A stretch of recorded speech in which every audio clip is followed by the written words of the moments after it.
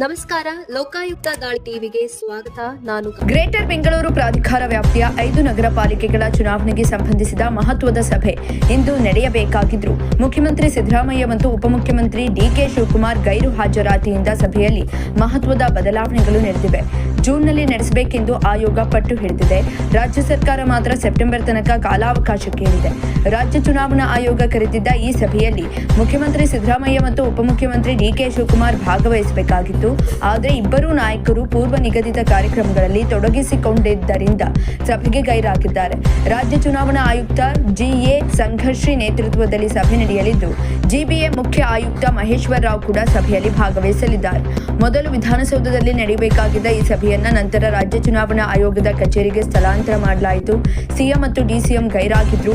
ಅಧಿಕಾರಿಗಳು ಸಭೆಯನ್ನ ಮುಂದುವರಿಸಲು ನಿರ್ಧರಿಸಿದ್ದಾರೆ. ಸಭೆಯಲ್ಲಿ ರಾಜ್ಯ ಚುನಾವಣಾ ಆಯೋಗದ ಹಿರಿಯ ಅಧಿಕಾರಿಗಳು ಹಾಗೂ ಜಿಲ್ಲಾ ಚುನಾವಣಾಧಿಕಾರಿಗಳು ಕೂಡ ಭಾಗವಹಿಸುತ್ತಿದ್ದಾರೆ. ಜಿಬಿಎ ಚುನಾವಣೆ ಕುರಿತು ಸಿದ್ಧತೆಗಳು, ವೇಳಾಪಟ್ಟಿ ಹಾಗೂ ಆಡಳಿತಾತ್ಮಕ ವಿಚಾರಗಳ ಬಗ್ಗೆ ಚರ್ಚೆ ನಡೆಯುವ ಸಾಧ್ಯತೆ ಇದೆ. ಇನ್ನು ಸಭೆಗೆ ಮುಖ್ಯಮಂತ್ರಿ ಮತ್ತು ಉಪಮುಖ್ಯಮಂತ್ರಿ ಹಾಜರಾಗದ ಹಿನ್ನೆಲೆಯಲ್ಲಿ ಅವರ ಪರವಾಗಿ ಜಿಬಿಎ ಮುಖ್ಯ ಆಯುಕ್ತರು ಭಾಗವಹಿಸಲಿದ್ದಾರೆ. ಸಭೆಗೆ ಹಾಜರಾಗುವಂತೆ ಆಯೋಗದಿಂದ ಸಿಎಂ, ಡಿಸಿಎಂ ಸೇರಿದಂತೆ ಜಿಬಿಎ ಸದಸ್ಯರಿಗೆ ಆಹ್ವಾನವನ್ನು ಕೊಡಲಾಗಿತ್ತು. ಆದರೂ ಪ್ರಮುಖ ರಾಜಕೀಯ ನಾಯಕರು ಗಮನಾರ್ಹ